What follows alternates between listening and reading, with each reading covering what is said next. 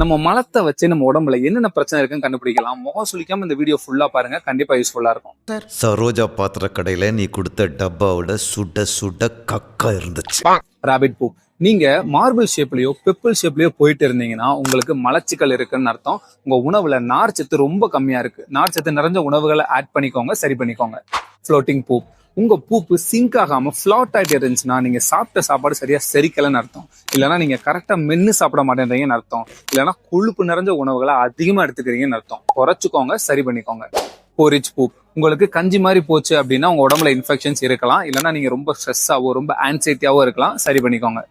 Mucus இல்லைன்னா watery பூ. உங்களுக்கு ரொம்ப தண்ணியா போச்சுன்னா டயரியா இருக்கு, ஹை ரிஸ்க் ஆஃப் இன்ஃபெக்ஷன்ஸ். உங்களுக்கு இந்த மாதிரி இருந்தாலே டாக்டர்கிட்ட போய்க்கோங்க, சரி பண்ணிக்கோங்க.